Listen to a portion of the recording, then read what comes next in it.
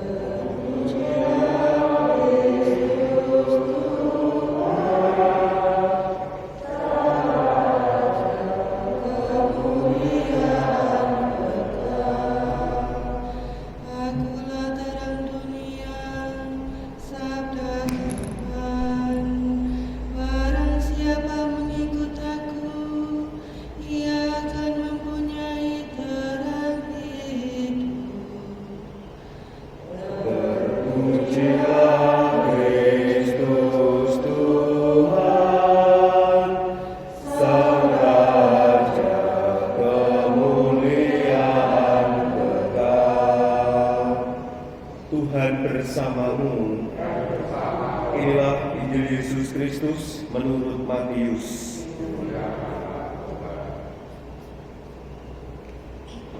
Pada waktu Yesus akan pergi ke Yerusalem, ia memanggil ke-12 muridnya tersendiri dan berkata kepada mereka, sekarang kita pergi ke Yerusalem, dan Anak Manusia akan diserahkan kepada imam-imam kepala dan ahli-ahli Taurat, dan mereka akan menjatuhi dia hukuman mati. Mereka akan menyerahkan dia kepada bangsa-bangsa yang tidak mengenal Allah, supaya ia diolok-olok, disesah dan disalibkan. Tetapi pada hari ketiga ia akan dibangkitkan. Maka datanglah ibu anak-anak Zebedeus beserta anak-anaknya kepada Yesus, lalu sujud di hadapannya untuk meminta sesuatu kepadanya. Kata Yesus, apa yang kau kehendaki? Jawab ibu itu, berilah perintah supaya kedua anakku ini kelak boleh duduk di dalam kerajaanmu, yang seorang di sebelah kananmu dan yang seorang lagi di sebelah kirimu." Tetapi Yesus menjawab, "Kamu tidak tahu apa yang kamu minta. Dapatkah kamu meminum cawan yang harus kuminum?" Kata mereka kepadanya, "Kami dapat." Yesus berkata kepada mereka, "Cawanku memang akan kamu minum, tetapi hal duduk di sebelah kananku atau di sebelah kiriku, aku tidak berhak memberikannya. Itu akan diberikan kepada orang-orang bagi siapa Bapakku telah menyediakannya." Mendengar itu, marahlah ke-10 murid yang lain kepada kedua saudara itu. Tetapi Yesus memanggil mereka lalu berkata, "Kamu tahu bahwa pemerintah bangsa-bangsa memerintah rakyatnya dengan tangan besi, dan pembesar-pembesar menjalankan kuasanya dengan keras atas mereka. Tidaklah demikian di antara kamu. Barang siapa ingin menjadi besar di antara kamu, hendaklah ia menjadi pelayanmu. Dan barang siapa ingin menjadi terkemuka di antara kamu, hendaklah ia menjadi hambamu. Sama seperti Anak Manusia, ia datang bukan untuk dilayani, melainkan untuk melayani dan untuk memberikan nyawanya menjadi tebusan bagi banyak orang." Demikianlah sabda Tuhan.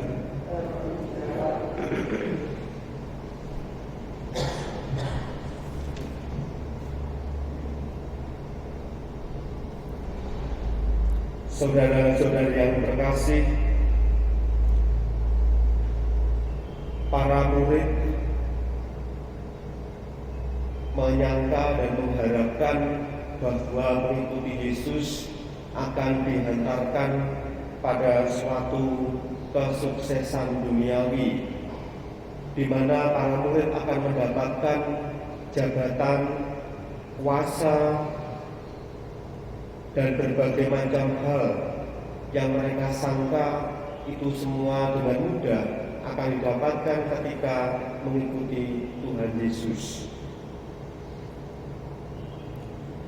Yesus sangat jelas sekali memberitahukan kepada para murid bahwa ia masuk ke Yerusalem sebenarnya merupakan suatu perjalanan penyerahan diri. Justru di Yerusalemlah Yesus akan menjalani masa penderitaan, bahkan ia akan disalibkan di kota Yerusalem sendiri. Sehingga Yerusalem sebagai gambaran kota para nabi, di mana di Yerusalemlah para murid, Yesus sendiri akan mengalami kematian. Tentu ini merupakan dua hal yang kontradiksi.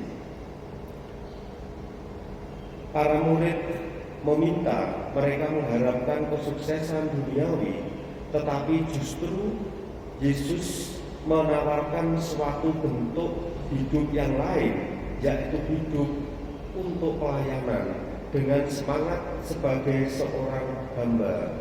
Dan itu digambarkan ketika Ibu Zebedius meminta sesuatu kepada Yesus, dan Yesus dengan jelas sekali mengatakan bahwa siapa yang duduk di sisi kanan dan kiriku bukanlah aku, tetapi itu adalah Allah Bapa sendiri yang akan memberikannya.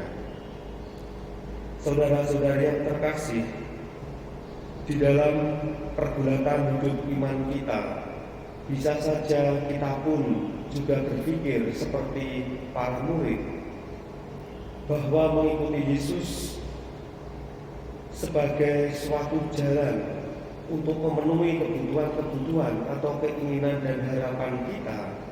Ketika kita mengalami kesulitan, kita datang kepada Yesus supaya dibebaskan dari segala persoalan.